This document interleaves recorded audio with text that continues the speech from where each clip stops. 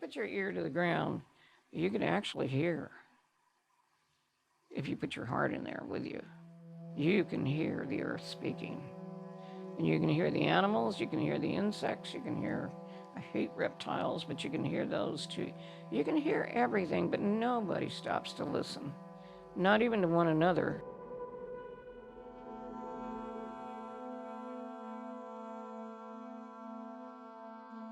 You've got to start looking at these whales seriously and studying them and seeing, ask them what they think. They have opinions. You know, one thing, we, as Indians, we talk to the animals. They have a voice, you know. They're just as important as we are. They have a spirit. They say they don't have a soul, so they can't go to heaven. But they have a spirit. I don't care. Have you ever looked into whales' eyes? You know, every creature has a spirit. These creatures are also very family-oriented. They're just like the rest of us, you know. The ocean is their domain, and like here, they've destroyed it. And you're not gonna like what I'm gonna say, but America has to hear it because I don't care. Consumerism is like what do you call it? A train out of control. There's nobody at the helm anymore. It's going and it's gonna crash. Put your ear to the ground, for crying out loud, and put your eyes up in the sky. Not at that big dollar bill in front of you. You know, we have to start thinking.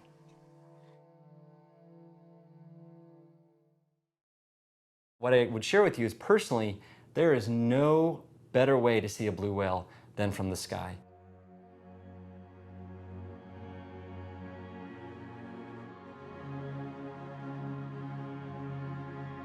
When you look down on the largest animal to ever have lived on the planet, and you see a 100-foot blue whale that weighs over 100 tons, swimming in its natural environment, feeding on krill, and it's with a calf, it is just mind-blowing.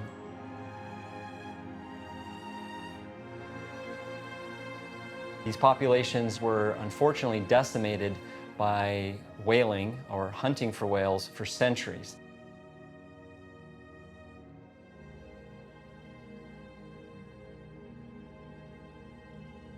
From the times of Beowulf, when the seas were referred to as whale roads, to Herman Melville's Moby Dick, despite our declarations of love and respect, whales have suffered due to our incessant need for expansion, immediacy, and abundance.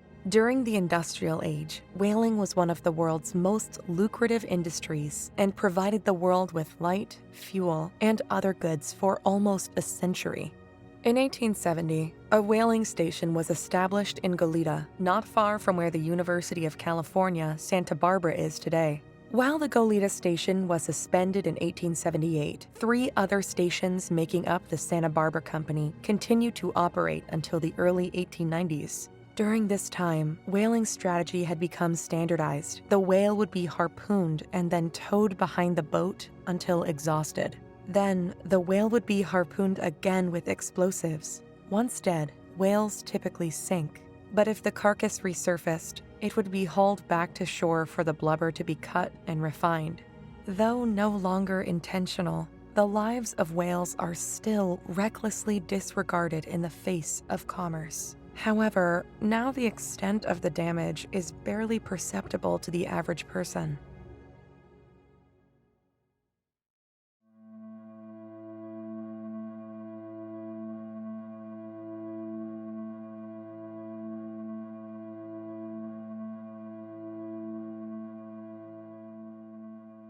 A little over a decade ago, we had a number of blue whales that were struck by large ships and unfortunately died, ending up on our coastline. And it really shocked the local community. It opened our eyes to this ship strike issue. Over 40% of all imports to the United States come through the ports of Los Angeles and Long Beach, just 100 miles south of the Channel Islands National Marine Sanctuary.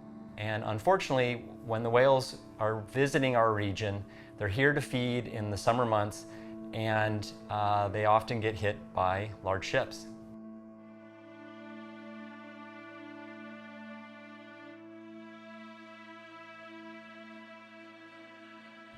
Our economy and our capitalistic approach requires the movement of goods and services from around the world. That is something that's just a basic reality. But how we move those goods and when they get here and what fashion they get here can make a really big difference on the impacts of shipping. A very little understood impact of global shipping is from the cavitation of their large props. It causes a lot of ocean noise. And we're talking noise that's louder than a concert, louder than a jet engine in the ocean realm, which has impacts on marine mammals like whales and other sea creatures. These populations are at critically low numbers, and we're trying to reduce all threats, including ship strikes, to these animals.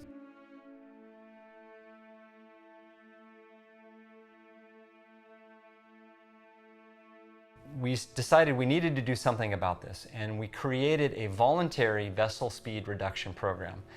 The reason that we're asking ships to slow down is it reduces the threat of a fatal ship strike on a whale, gives the animals a little more time to get out of the way when they are feeding and diving deep in the Santa Barbara Channel for their food.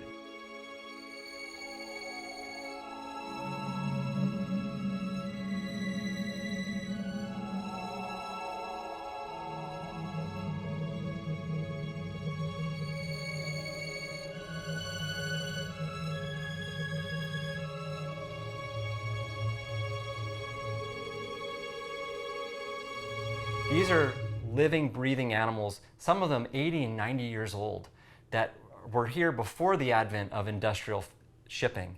And they're now impacted by a way of commerce that they just have not evolved with.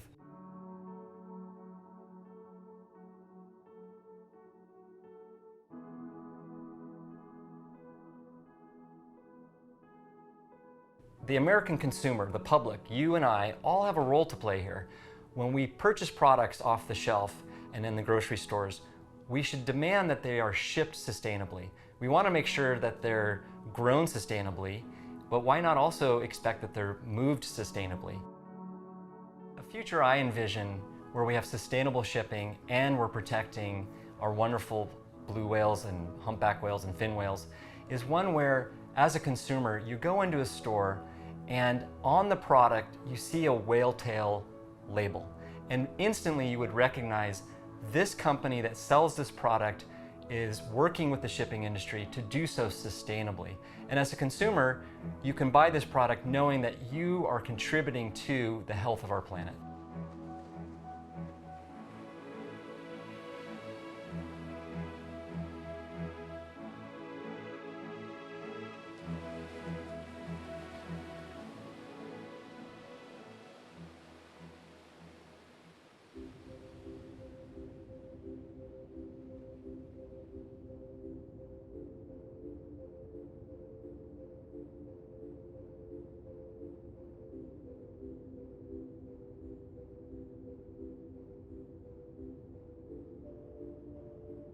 People love to ask me what's the most incredible thing you've seen in the channel, or what was the one event that you think is the best or something. I think it's on a daily basis. I'm very lucky to be out there. I think first and foremost what container ships and larger ships can do in the Santa Barbara Channel is slow down. There's no doubt about it. These ships are very large ships, and some of them travel at very fast speeds, 20+ knots of speed, which is fast on the water. And I think slowing them down, which we're doing, which I think is really working, slowing them down to 9 knots, 10 knots makes a big difference when they're in these feeding areas. I think that's a small price for us to pay to take care of these incredible animals. I think the one thing that's very important to me is I've been doing this for so long, I'm actually seeing generations of whales growing up in the channel. I'm seeing whales that I've become friendly with or known, that I feel I have a relationship with for many years, and then seeing them have a calf.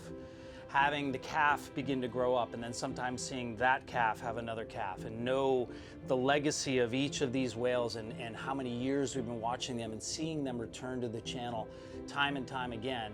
And I think that's an amazing thing. Number one, for me to be involved in their lives like that. And then number two, to look forward into doing something for the future to make sure that these future generations are here and they are protected, and we get this wonderful environment protected and taken care of.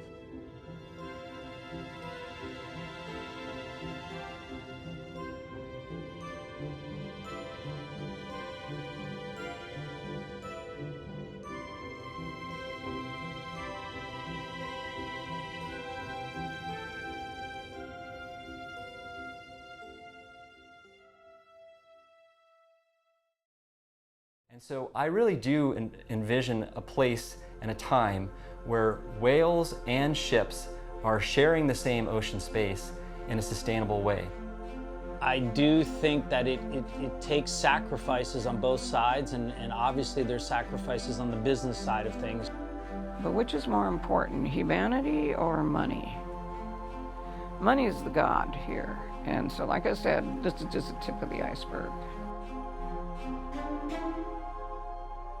We have the privilege to move freely through our world without resistance from others. Yet we forget that not every creature on this planet has this same privilege.